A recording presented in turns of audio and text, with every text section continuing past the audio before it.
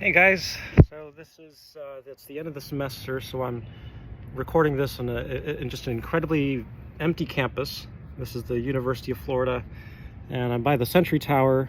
Pretty cool looking building. Um, and yeah, so this video is on manipulation, and I just wanted to do it outside because it's a beautiful day. And I have a small set of notes here that I'll be kind of flipping back and forth to. So this is by no means a comprehensive list. It's not a checklist. Manipulation exists in all forms. Some you could even call positive. So I'll be clear that I'm talking about negative and toxic forms of manipulation where someone wants to gain something nefariously, shortcut or cheat their way to gaining something. So I'm not giving a precise definition. This is not an academic video by any means. So I'll take it in good faith that you know what I mean. And if you have, as you watch this, if you have any ideas that you remember of particular resources like books or whatnot, just feel free to mention that. And okay, so this list is in no particular order, but broadly speaking, I'll talk about manipulators' methods, and I emphasize again, this is not a comprehensive list, nor is it a checklist. 2, I'll mention a few things you can do if you find that you're doing some of these things and you're manipulating people. And 3, I'll conclude with what you can do if you find that you are being manipulated and someone in your life is doing these things. So starting with the things that manipulators do, the biggest thing probably is that everything is plausibly deniable. So the better the manipulator, the more subtle the motive under the plausible deniability. So it may take longer or shorter for them to get what they want. Point being that there's a variable time scale on which these things can happen. But everything has kind of some reason for why it happened, and I'll get back to that in a moment. The other thing, another big thing is that they prey on vulnerability. So an extreme case would be if you're disabled somehow, if you're mentally, especially mentally, but maybe physically disabled. It's just easier to manipulate people in this case. But the vulnerability, of course, can be it can be very subtle. It can be in almost anyone for any duration of time, for any reason. Maybe someone had abusive parents and they're vulnerable to mistreatment, even if they're perfectly mentally and physically healthy. The reasons for, they can be subtle and diverse, but that's all that these manipulators need. Another thing is that your thoughts have to align with what they're thinking. You're not allowed to have your own opinions. This can be incredibly subtle. Even if it happens once, I feel like that can be a red flag. A decent person should always hear what you have to say and let you believe what you believe, and also be open to hearing what you have to say. Okay, it's a two-way street. There are, of course, plenty of reasons. Oh, sorry, there's a lizard here. I love lizards. It's a nice brown anole, which happen to be invasive in Florida. And they're pushing out all the green anoles that are native to Florida. But anyway, it's a two-way street. There are lots of reasons why it might not be, right? The other person might be going through a lot of things that have nothing to do with manipulation. Okay, so as I talk through all these things, it helps to maintain a healthy level of skepticism. I'll keep repeating that throughout, just because it's so important that it's not a checklist. This isn't, this is how manipulators work, is that they do things that it's really hard to just pin down the specific things they're doing. So these are potential indicators, all right?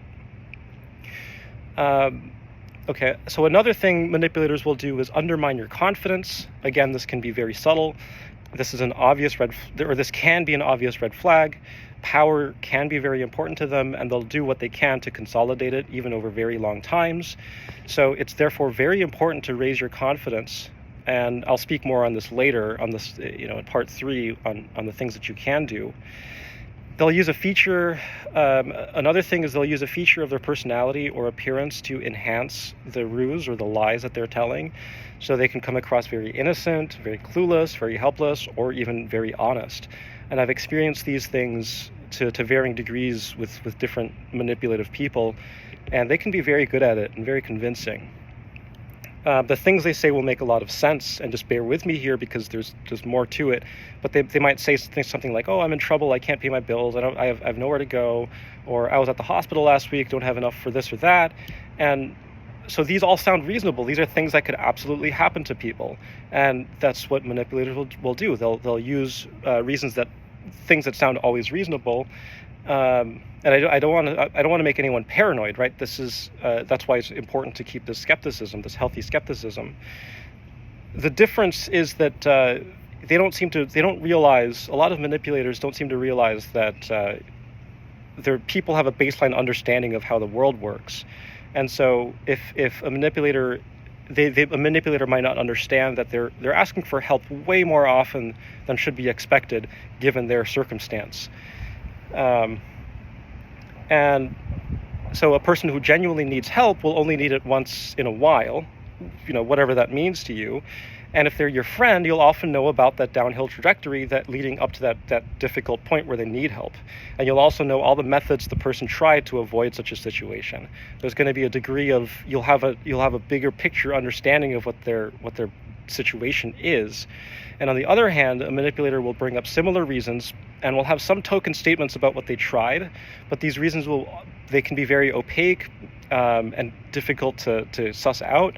And it's understandable if someone doesn't want to share the details of a problem, but still, if they're being genuine and you just want to, and they know that you're kind of a little skeptical because of your past issues with manipulative people, they'll find other ways to express that they're genuine. I mean, the world isn't so simple that there's only one way to explain something. No, there's a million ways to show one way or another that you are being genuine and honest. And people that are not being genuine will not do that. I guess this thing rings every 15 minutes. There's only 1:15 and it just went off. I don't know why it would do that, but anyway. So yeah, I'm talking about maybe the manipulator wants something like money and physical help one way or another, which again, it's fine that just because someone wants help, it doesn't mean they're a manipulator. You have to be very cautious with this. But anyway, the things that a manipulator might want can also be very subtle and just not tangible. So it could be like just wanting control for the sake of control. Maybe they like feeling superior over others, and a million other reasons that I couldn't have thought of. Okay. In addition to all of that, good manipulators are very good at reading people, and they'll know who they can get away with manipulating and to what extent. And these are for very seasoned manipulators. So it's important to find ways, as a counter to that, it's important to find ways to raise one's self-confidence enough to say no all day long if it takes, if that's what it takes. Just no under any circumstance, just be confident enough to say that. And that's very important. I'll come back to that later. Okay, and to conclude this first part, I just want to remark that it's very funny. It just doesn't take much intelligence, honestly, to play games like this. All these manipulators that I've run into, they all think that they're so smart, that they're tricking people or controlling people. It's very obvious, especially in hindsight, and especially with enough time, and it's frankly very pathetic. It's if you're just exploiting trust, it takes nothing. That's all it is. You're just exploiting trust and lying, and just get over yourself. If one of those people just need to get over themselves. And even more funny is that if a manipulator is successful with a particular victim and they're getting what they want, others eventually notice one way or another, and the people that notice, especially those people that choose not to manipulate others to get what they want, especially those people who understand manipulation and choose to never do it, they often have very strong professional and personal networks, and manipulating people is a great way to close doors. So I don't know why manipulators don't understand that, but maybe it's because they're not as smart as they think they are. Okay, so that's what manipulators do. Part 2, if you find yourself doing these things in any way, like hints of these things, if you find it doesn't necessarily mean you're a manipulative person. It can be. You have to be honest with yourself. No one else can help you there. But if you want to change somehow, if you want to change these bad habits, then therapy can certainly help. I carried manipulative habits from my dad, and I didn't go to therapy to help with that specifically, but indirectly it did help. And it's not easy letting go of these habits. These were deeply ingrained to the extent that I didn't even realize that they were negative or toxic. And I certainly still have a long way to go, but at least I recognize them, and I've come very, very far, and I'm very proud of myself for this progress. And I'll make a video about, my dad specifically, and the things that he did at some point. Letting go of these habits, it's a long-term commitment. It's already hard enough to change, so be prepared for a long journey. The good news is that if you really are committed to being genuine, people will notice, especially if they've known you in the past, and they'll treat you better too. And you should, of course, do this not because you want to have greater social standing or, because you want people to treat you better. People will just treat you as you are. There's nothing special that'll happen. But if you really are committed and genuinely trying to do better, people will notice, and things will change for the better, even if it's very subtle. All right, and for the last part, if you notice that someone in your life is doing these things, so now that you're the one being manipulated, and you notice someone in your life is manipulating you, here's some things that you can try. So first, I again caution that nothing here is comprehensive. It's not a checklist. Nothing say is an absolute truth. I have my perspectives and biases, so you can try to extract the ideas, but most importantly, just don't hesitate to question the things I say, especially if it doesn't make sense. I hope at this point I've established enough of a rapport that if something I say doesn't make sense, that it's probably because I'm not explaining something very well. But still, in general, even with me, you should question, right?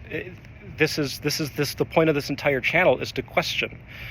So, with that said, the things you can try, or I suggest you should try, is first, don't tell them directly. If there is an actual manipulator, you're 100% certain that they're messing with you, just don't tell them. They often get very angry when they're no longer able to take advantage of someone, and if you're in a vulnerable position like that, you're probably not in a position to handle the fallout. So just for your protection, for your sake, don't say anything. Not only that, but it's just in general, it's almost impossible to actually be certain if someone is manipulating you, unless maybe there's like a huge fallout or something, right? Unless something big happens, in general. So if it's just between you and them, like you've been isolated one way or another, which can happen for legitimate reasons, but if it's just you and them and you're not sure, or if it's just you and them, it's very hard to tell, and especially if you deal with a lot of self-doubt, just like I did, or if you have serious issues with confidence. Since you question everything, you're really not going to be sure if someone is actually manipulating you or not. So instead of focusing on the manipulator, it's very important to focus on yourself and to find ways to build your self-confidence. Don't tell anyone that you're doing this. Just do it for yourself. And it's not easy, believe me. I've been there, but it's really, really important. So no matter what you believe about yourself, no matter how much you dislike parts of yourself or yourself as a whole, or how much you're told that you don't deserve this or that, just stick to the things that increase your confidence in a way that doesn't raise alarm bells to someone you think is manipulating you. It doesn't matter what the specific thing is. You might feel like it's silly that it's raising your confidence, but just do it. And it could be overt and obvious, like taking Brazilian jiu-jitsu, or it could be as subtle as just crotcheting or knitting, playing chess, just something, just whatever it is, just do it, stick to it. And you don't even have to do this every day. But it's just a little bit over time here and there. It'll go very far, even if it doesn't feel like it. Okay. And while you're doing that, accept new people into your life who don't display signs of manipulation, and deny people into your life who display hints of manipulation. And this is equally important for building self-confidence. Don't be afraid to stop communicating with an acquaintance who starts to show hints of preying on your vulnerability. It's just better safe than sorry. The earlier the better. Don't make a big gesture of it. Just find subtle reasons to stop speaking to them. At the same time, there are a million reasons for why someone might come across as manipulative. So, carry that healthy skepticism about your observations, and just be very patient with this. See how they react under just different circumstances over a long time, and just this is complicated, right? So make sure you're approaching this very carefully. Let's see. Right, and in general, manipulators are very subtle. They can be very clever, conniving. So it's important to keep a healthy skepticism about your observations. Never make a judgment based on a handful of interactions. Okay, so even if 10 other people agree or disagree about what you think about a set of instances, just don't jump to conclusions. This is a very long-term process. So just please keep that in mind. And with regards to raising your confidence, be patient. Just be as patient as you can be. There's really no way to make this process go faster. But as slow as this process may be, the things that I've suggested are probably the fastest way. I know I didn't suggest anything concrete, but you really, finding the thing that raises your confidence and sticking to it, it'll help. In my case, to give you an idea, it took my entire adult life. So this is over 15 years of actual active work between therapy and medication and introspection and meditation and all this stuff. It takes time. I think I had a pretty extreme case of low confidence, but just be patient with yourself, and you'll absolutely take many steps back for a million reasons. But you'll find that as your confidence grows, so will your ability to handle hardships. So it's this weird thing where if you let the hardships get to you, I mean they can, right? But the point is to take that step again. But if you give up and refuse to take that next step, you're gonna stay in this state where you're just not confident. And so just keep trying to move forward, building up that self-esteem, and you'll find that over time you'll be better off. And it's hard. I understand it's very hard, but it really, in my humble opinion, it really is worth it. A couple other things you can do: learn about rhetoric, about how people debate, not so that you can win arguments, but so that you can know. Sorry, there's a helicopter overhead. Not so that you can win arguments, but so that you know when someone's being disingenuous. When someone starts relying much more on rhetorical tactics as opposed to actual data and trying to figure out the whole truth of something, then you know that something's off. They might just be insecure, they might just be tired that day and, being argumentative. Who knows? But it helps to de-escalate things. Look up true crime interrogations. This is along the similar vein as learning rhetoric, especially interrogations involving sociopaths and psychopaths. A lot of the things that they do to sow doubt into interrogators' minds is stuff that it just helps to be aware of, that people can do this. And if you look at these people, they look like kind of regular people. There's nothing, Ted Bundy, for example, was so regular looking that people, the public they doubted that he was a serial killer until literal crates of evidence were brought forward to prove that he did all these things.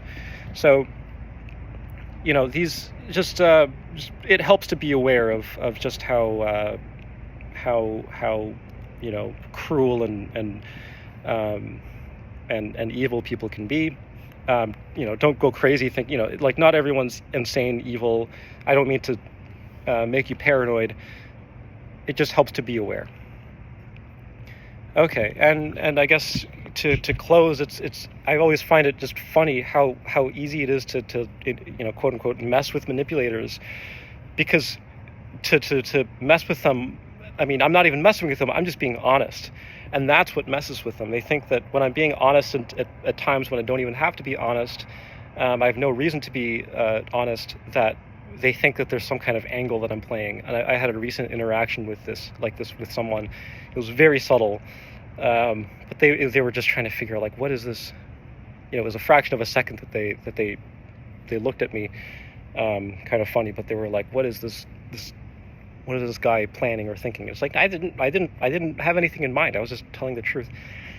Anyway, there are things that I can't talk about that happened more recently, but I think as time passes, I will. It just helps to have more examples of what manipulation can look like. So yeah, that'll come much later. But if you have if you know about better, I mean, this almost certainly, there are much better comprehensive resources on this topic. So if you know about this, please leave a comment about books or other channels, or if your methods or your experiences, and I think that'll help others as well. So, all right, thanks a lot, and I will see you guys next time.